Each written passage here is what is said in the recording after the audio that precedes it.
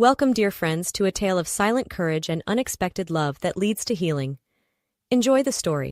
Margaret Wilson had been mopping floors at Mercy General Hospital's maternity ward for a decade, her silence as constant as the antiseptic smell that permeated the corridors. At 43, her weathered hands told a story of hard work, but her eyes held secrets that no one had ever bothered to uncover. "Margaret," called Nancy, the head nurse, her voice echoing down the freshly cleaned hallway. "I need your help with something." Margaret looked up, her eyebrows raised in a silent question. Nancy sighed, running a hand through her graying hair. "We've got a situation.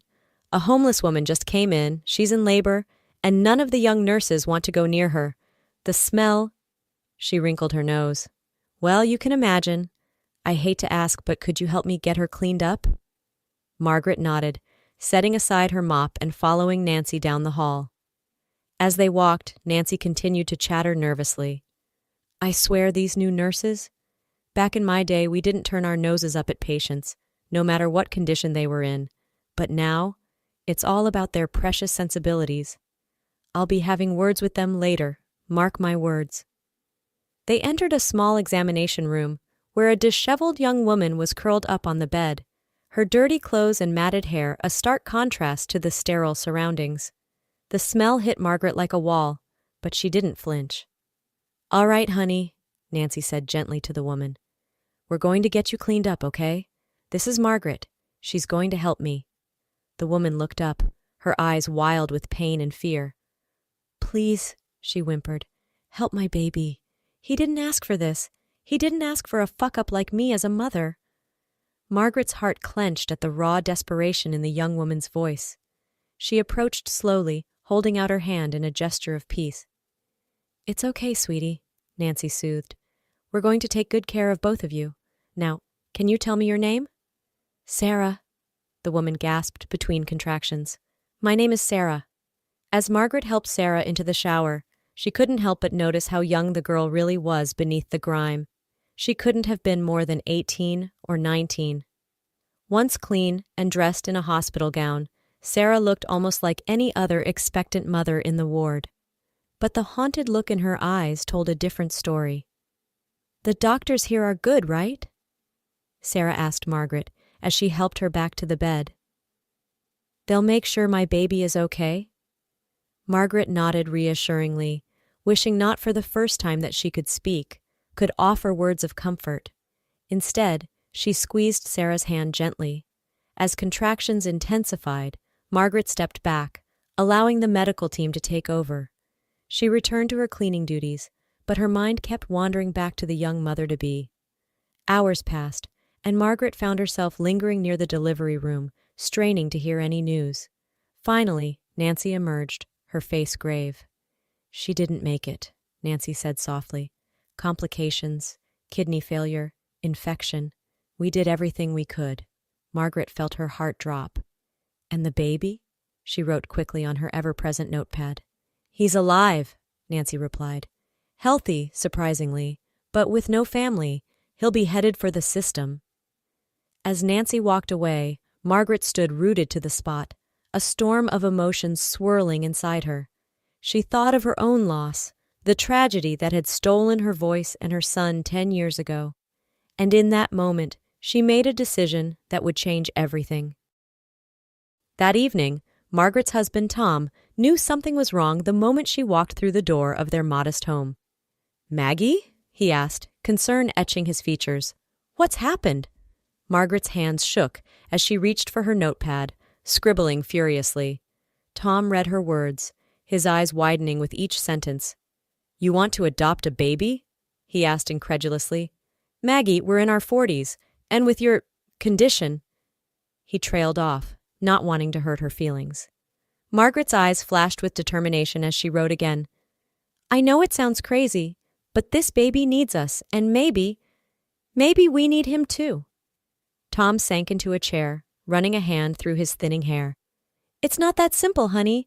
There are background checks, home studies, and how would you communicate with a child?" Margaret's pen flew across the page. "I'll get the surgery, the one to restore my voice. I've been afraid, but now I have a reason to be brave." Tom's eyes filled with tears as he read her words. He remembered the vibrant, talkative woman she'd been before the accident that had taken their son and robbed her of speech.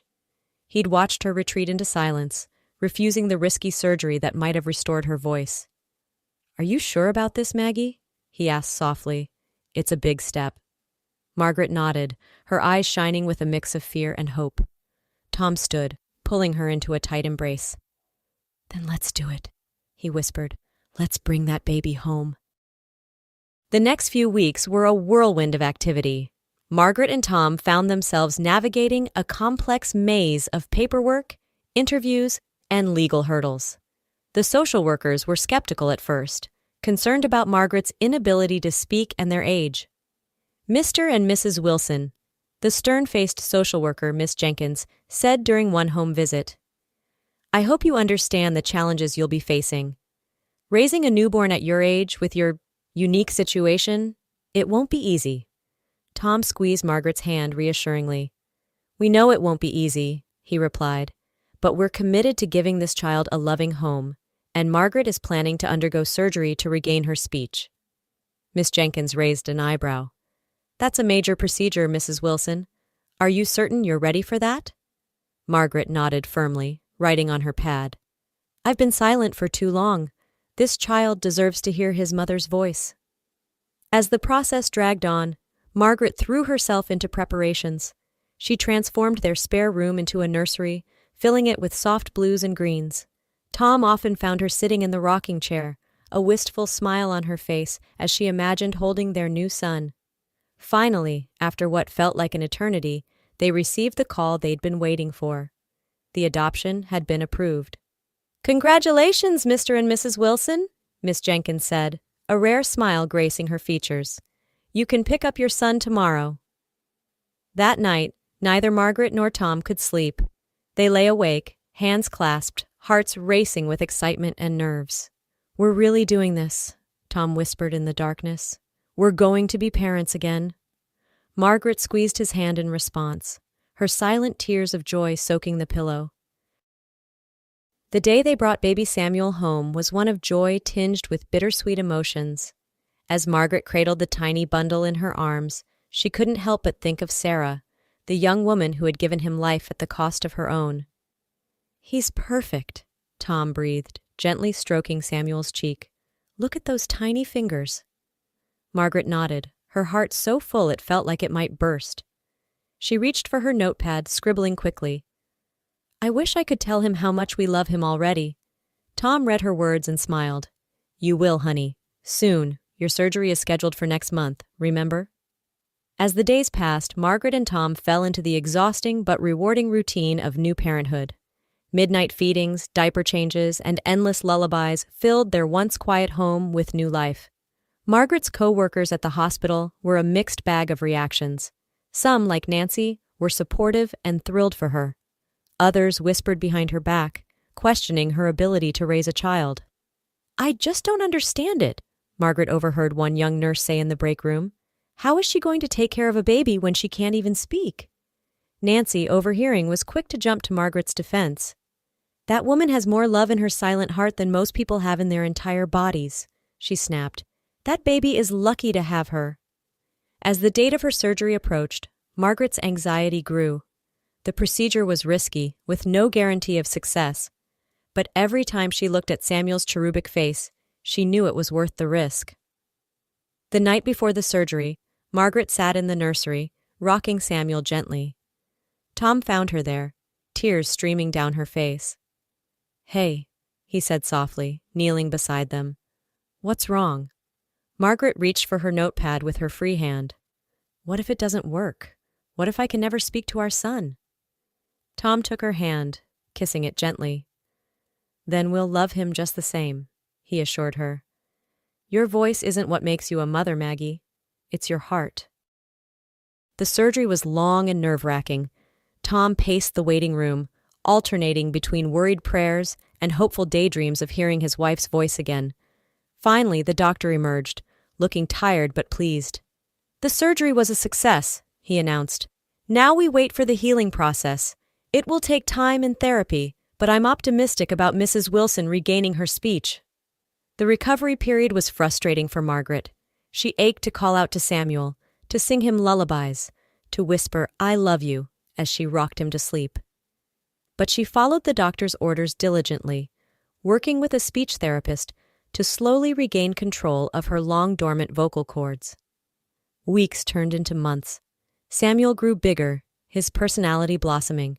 He was a happy baby, always quick with a smile or a gurgle. Margaret communicated with him through touch, through the love in her eyes, and through the silent songs she would mouth as she cradled him. Then, one ordinary Wednesday afternoon, it happened. Margaret was changing Samuel's diaper, cooing at him silently as she always did. Samuel looked up at her with his big blue eyes and smiled. "Mama," he babbled, reaching for her face. Margaret's heart stopped. Without thinking, she opened her mouth and whispered, "Yes, baby, Mama's here." The sound was rough, barely above a whisper, but it was there. Margaret's eyes filled with tears as she scooped Samuel up, holding him close. "Tom!" she called, her voice cracking with emotion and disuse. "Tom, come quick!" Tom came running, skidding to a stop in the nursery doorway. "Maggie?" he gasped. "Did you just—" Margaret nodded, tears streaming down her face. "I can talk," she whispered. "Oh, Tom, I can talk." That night, as they put Samuel to bed, Margaret sang a lullaby for the first time. Her voice was soft and a bit unsteady, but to Tom and Samuel, it was the most beautiful sound in the world. Life settled into a new normal for the Wilsons.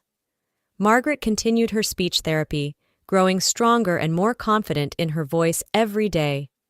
She returned to work at the hospital, this time as a patient care assistant, determined to help other mothers the way she wished someone had helped Sarah. Samuel was thriving, growing into a curious and affectionate toddler. Margaret and Tom delighted in every milestone, every new word, every sloppy kiss. Then, on Samuel's second birthday, an unexpected visitor arrived. Margaret was in the kitchen, putting the finishing touches on Samuel's birthday cake when the doorbell rang. Tom answered it, and she heard murmured conversation from the entryway. "Maggie?" Tom called, his voice tight with an emotion she couldn't quite place. "Can you come here, please?" Margaret wiped her hands on her apron and headed to the front door. There, she found Tom standing with an older gentleman, distinguished-looking with silver hair and sad eyes.